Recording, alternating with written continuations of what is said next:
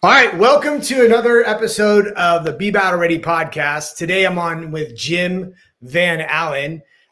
Jim is a speaker and trainer with Van Allan Communications and Jon Gordon Companies. So as usual, I like allowing the guests to do the dirty work in that sense. And welcome on, Jim, and introduce yourself.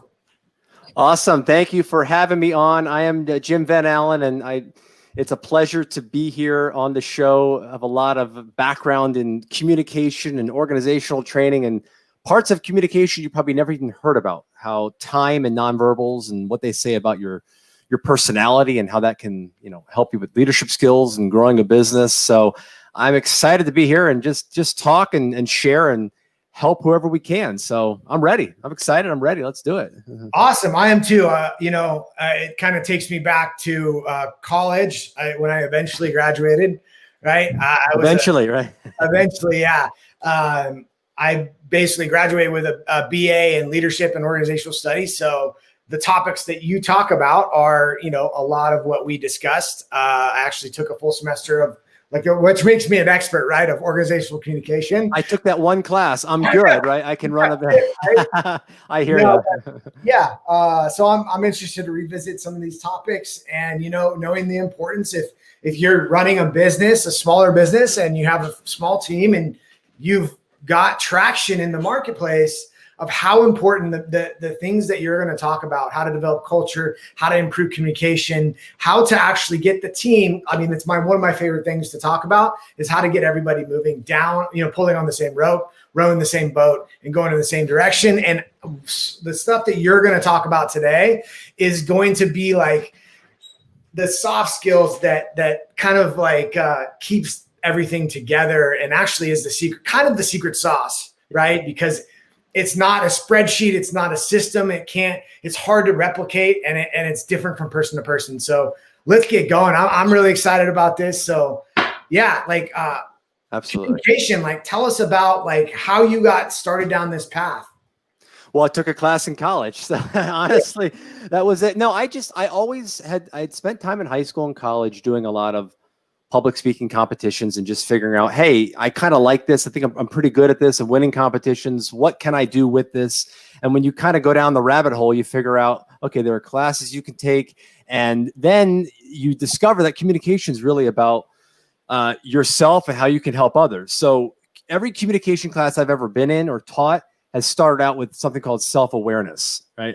How are you self-aware? Meaning, can you monitor your own communication? Can you monitor your own nonverbals? Can you monitor your own emotions? And if you can kind of get a handle on those things, then you can master them and use communication strategically when you talk to people and you start to see the world differently. So you start seeing the world in terms of audience, right? And how, if I'm a speaker, I'm a trainer, I go into schools and companies all over the country. But if I were to go in and give the same presentation, right, to the same, to all these different groups, it wouldn't hit because audience is different everywhere.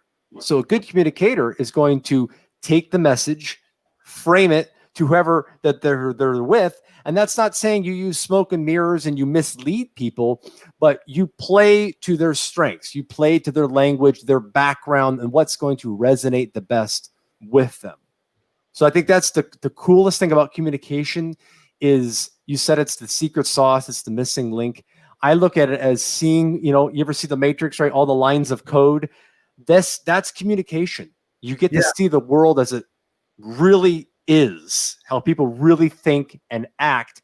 And you just look a little bit deeper into life and how people act. And I think it's fascinating. Maybe I'm a big nerd, but I love it. I love watching people and people watching and going from there. Yeah. It's funny that you said what you said in there. Not funny, but it was interesting that, it's kind of like know thyself. And, that was one of the things that was so different about the major that I was in because they had you write a lot.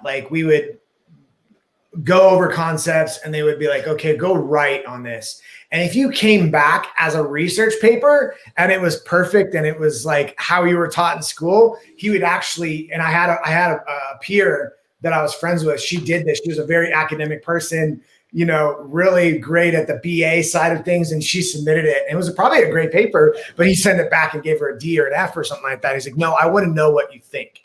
Right. So in there, you were saying like, kind of like know thyself. And that's kind of like what you've discovered in this stuff, and that you've got to know yourself as a leader. Is that what I'm hearing from you? Well, absolutely. Because if you don't know, number one, if you don't know what you stand for as a leader, right, you're going to be more on the follower side, and you're not going to have people's trust and faith that you can lead a company or grow a business. And in saying that, if you know yourself, if you know what your emotional makeup is, if you know what your communication style is and your leadership style, if you know all those things about yourself, then you understand that knowing about your core is important. And then when you get into the business world and you're growing a business or you're running a school or whatever you're doing, you're going to understand that you need to help others do the same thing, right? You need to help them understand what motivates them. How do they want to be communicated with? You get to the root of people, right? The core of people. And when you do that, relationships start to build, culture starts to build, and you go from there. So that's why I said every communication course I've taught and been in starts with self-awareness, know thyself. And from there, you can branch out and build out and help others do the same thing. Yeah. You know, another thing you said earlier was, it seemed like you were saying that good leaders know how to adapt themselves and their communication styles to the person they're communicating with. Can you tell us, am I right there, or, you know? So I've been self-described and I've had others describe me as a bit of a chameleon. Yeah. And like I said, and not doing it to mislead. You don't ever want to mislead, but let me give you an example. So if I'm going and I'm talking to school board members. I was just talking to school board members last year in Florida. Every school board member was in the room there. Okay. And you have a group that is very high level communicators, wants facts and information on legitimately how to help run their schools. Right. So I'm talking about the level that I had to bring in there was really high. Okay. But I've then gone in and talked to kindergartners and first graders and second graders. And then I've gone and talked to whatever group I'm talking to, I'm going to play to that communication style. I'm going to play to, I can be a little more funny here. I got to be a little more serious here. Okay. I can be a little bit more myself here. So on the micro level with people, this is where understanding what people's communication styles are. And you use something called mirroring. So if I have somebody who's very grandiose with their gestures and their language, I can mirror that a little bit as I'm talking to them, right? Clients, I was just doing a training on this. But if I have somebody who's a little bit more inward, right? Maybe their tone when they talk is a little bit more center-lined, inward, not big, grandiose, not a huge talker. Okay, I'm going to kind of bring myself in a little bit and mirror what I see in front of me. Everything, the number one thing you learn about communication, it's audience, and it's situational too. So I have to be prepared anytime I go in and talk to a place. And if you're running a business or an organization, you need to have a firm understanding of who your customers are and how they want to be communicated to and with. That's essential in any marketing plan, but in any just relationship developing plan too. Yeah, that's awesome. You know, if we look at a smaller business, he's like got a, smaller team and, they're needing to scale up. What are some like key things that they need to know? Maybe you can provide them, they've figured out the client attraction model and acquisition, and basically they're not able to keep up with their demand, right? So they need to start growing and building the team out and the infrastructure out quickly. So what's some key things that you've seen, people struggle with, and, what are some solutions to those struggles? Well, the gentleman I worked with for 14 years, Jon Gordon, will always say optimism is a competitive advantage. So I think with scaling and growing, if you're a small business or if you are a business, you really have to focus on your culture. You have to make that an integral part of your business plan. Absolutely. You want to know your customers and get your product down and understand distribution and on all that. But if you don't have a culture where people want to come to work, where you want to come to work, and where customers are saying, yes, I like this brand, it makes me feel a certain way. I love the culture when I walk into a place, or the culture of the ads that I see and the feelings and the emotions they evoke. You're not going to scale anywhere because you won't have anybody who likes your brand. I mean, there are only a handful of brands I'll follow on social media because I don't want to get inundated with advertisers, but I'll follow certain people and brands like Dwayne "The Rock" Johnson because I like them. I like the message you're getting. They're making me feel emotionally good. Certain companies and restaurants, Chick-fil-A, you walk in there, it's an experience, right? Your customer service is their number one priority.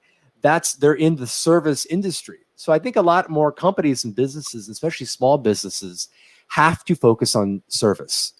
What can I do to serve the customer in any way possible while they're in there? And from an organizational standpoint, just treating your employees right, pouring into them. If you're going to invest somewhere, invest in how their root, meaning their character, their leadership, their training. You could teach them how to do the job, but teach them how to be a good person too, and a trustworthy person. Teach them about communication skills. Jon Wooden was a great leader, but Jon Wooden, he won 10 national titles in 11 years in the 60s at UCLA. Jon Wooden focused on character development. It wasn't just about the X's and O's. It's about building these men into young men, into men that are good character, leadership-driven people. So invest in your people. That's something that you just have to flip the switch on doing. Do one-on-ones, right? Over communicate, give them books to read, send them to seminars, bring in people to talk, and focus on these stuff we're talking about. Soft skill training, which, as you said, and it's accurate, it's the missing link. It really is. And it's really helpful in any facet, especially trying to grow a business. Yeah. I was actually listening a little bit to Scaling Up, the book, right? And they were talking about their people thing. And we're in alignment on something I used to do when I was running my gym is we had a staff development program. So and one of the things that, actually that I'm going to be building out is, how do you, as the business owner, sit down with each individual and go over their goals, right? And go over quarter of what are their actual goals that are going to contribute to the business, but what are their own personal goals, right? And how does that blend in? Because then, as a leader, you show them, right? You show them that you care, right? Right. You have a purpose behind this job, right? You're here not to, maybe you like building it, but eventually it serves the team member at a core level in their own individual personal life, So you as a small business owner, obviously big corporate doesn't really, it's very corporate, right? That's the thing. You don't really get into that, but when you're running a small business, as you can probably attest to, it's crucial to, it's very beneficial, not crucial, but beneficial to invest that way into the individual. Can I give you an example? Yeah, for sure. So I just had a gentleman on my podcast. He's a friend of mine, Matt Okerson. He owns CTM Customs right in my hometown of Stuart, Florida. They do, big trucks, and they turn them into these giant, big luxury items on trucks, and they do a lot of auto work, but real high end stuff too. So you would think that an auto store would just be that, right? Just working on cars, and you come in, you do your job and leave and nothing else. But what he's done there, and he kind of called it an accidental culture, is he's focused on pouring into the men and women who work there. And he looks at his role as being a mentor to these people, and to do a lot of one-on-one on character building with them, and working on their faith and bringing God into the conversation as well. And he has people who they don't want to leave, right? Because they feel like they're being poured into there. They feel like they're being cared for. And, and he gets other people to handle some of the financial stuff, and he's still really involved, but he looks at his job as being a relationship builder. And They're doing incredible. They're expanding. Business is booming. He has the right people there. He keeps people there who want to be there. He just had a guy he talked to who said, he's only 35, he's my age. And he said, I could see myself retiring here. How many people say that, right? And say, I can work at this place for 30 years, but he feels cared for. He feels like he's got a relationship there. And, that's not an easy thing to do for business owners. They wear a lot of hats, but this is a hat that you really need to wear because it works. Yeah, I think corporate tries to get that coach role and they try to like indoctrinate, but because I've talked to some corporations where they're like, yeah, we want you to play coach or, and it's like, I don't think they really get it. But it's funny that you bring that up because the underlying theme of the leadership program that I was in was leading as a way of serving. And there's a whole movement around that and whole, books and all this other stuff. And the simplest way was, it was this parable of these people these three people want to go on a quest, right? And go to meet this wise old man, right? So they end up hiring kind of like a Sherpa, right? Mm-hmm. And he's showing them the way, he's making sure that they're safe and he's guiding them, showing them, taking them all the way there. And they get there and they realize that their guide has been the leader they've been seeking the whole time. And then like that was the frame of reference around what it means to be a leader in that frame, right? Because going over, you have a lot of different leaders out there, right? More authoritarian leaders, more, it's just a very interesting way to look at it. So. And that's, and the thing about leadership styles, and there's been a lot of talk recently on, certain leadership styles that we see politically or in the news. And what I say is, number one, you got to be yourself. I think that's important. But at the same time, if you want to be yourself, I think you can add in some elements of servitude into that. So my like, people always ask, what's your one word? What's your life word? My life word is serve. And that's the kind of leader I want to be. I want to be the type of leader that is going to get their hands dirty, that's going to go on undercover boss, right? And be the one on the front lines and doing the work. And when I talk to principals and all the time, I always say, get out of your office, get out of your desk, go out into the classrooms, talk to people, and don't go with your pen and paper and trying to be like, looking at things that are wrong. Go listen, talk to people, get your hands dirty. Okay. And you can be yourself in the process, but get out there. It's the only way you're going to grow a business is you talk to your customers and you talk to your employees and you listen to your customers and you listen to your employees. That's one of the number one things you can do too, is from a communication standpoint, is listen more than you talk, and you will get all the information you ever need just by doing something that simple, because we don't have all the answers, and we shouldn't expect leaders to have all the answers, and leaders shouldn't expect themselves to have all the answers either. Yeah, talking about like sitcoms or reality TV shows that show that well, it's Marcus Lemonis from The Prophet. You can really see how he's very culturally orientated. He's really into the people that he's investing to. He really cares, and he does that. I have a picture in my mind him sweeping the floor, and getting his hands dirty and learning the process of how they're doing it. So. Yeah, that's the way you learn the business even more that way too, and you learn aspects and sides of the business that you weren't exactly comfortable with, and just want to be well-rounded, right? We all want to be well-rounded. That's why you have people listening to this show and this podcast and watching it and reading books and going to seminars. We got to be well-rounded as leaders. It's the only way that we can affect real change and scale up too. Yeah. Well, awesome. So what's going on with you now? What do you have going on at the moment? Yeah, absolutely. I wanted to come on this show because my life is all about helping others develop their communication skills, whether it's individuals, whether it's schools, whether it's organizations. So I started a podcast this year called Communicate to Motivate. You can find it on every podcast platform. And I kind of jump around from series to series I did a series on relationships. So how you can use communication skills in your romantic, your friendship relationships, because God knows we can all use help there. And because I don't have all the answers there, but I definitely wanted to give people some training on how to stay together, right?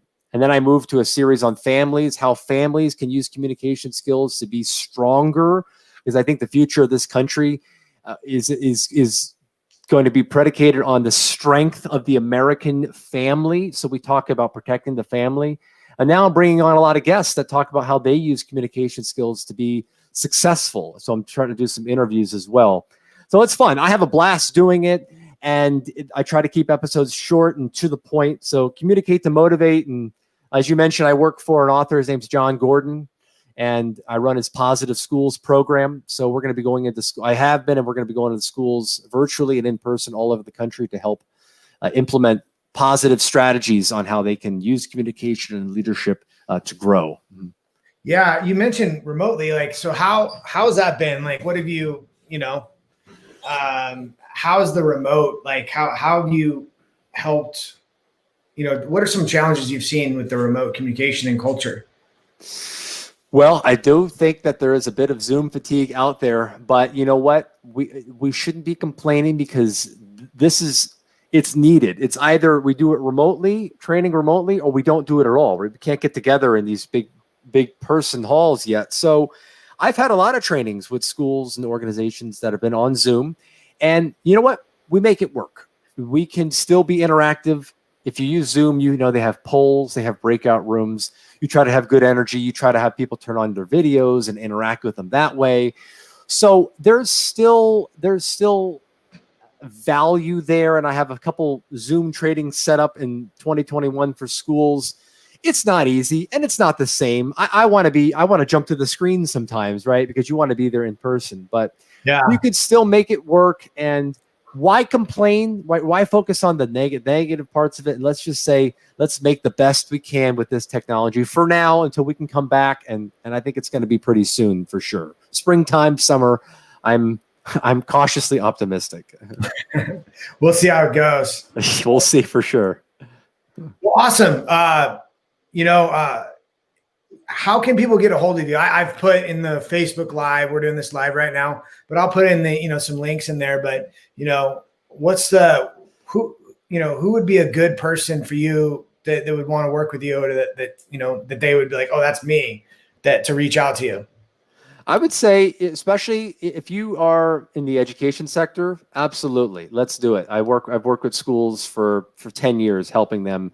I've done coaching a lot of times with principals and administrators. And then also, just people in general. You can follow me on social media at Jim Van Allan, VANALLAN. And, I've done some one-on-one stuff with people who just have issues with relationships and how to make their families stronger and how they can take the material from communicate to motivate to the next level. So I'm always willing to take emails. You can email me, jim@jimvanallan.com, ALLAN. It's my direct line. It comes right to my phone. I'm happy to reach out and make myself accessible because we want to be modeling what we're leading and teaching and practicing. And that's definitely something I want to try to do for people. Awesome. Well, Jim, it was good having you on the show, and we'll get this out and we'll look forward to connecting soon. Thank you so much, Anthony. This has been awesome. Thank you, everybody. All right. Talk to you soon. Take care. Mm-hmm.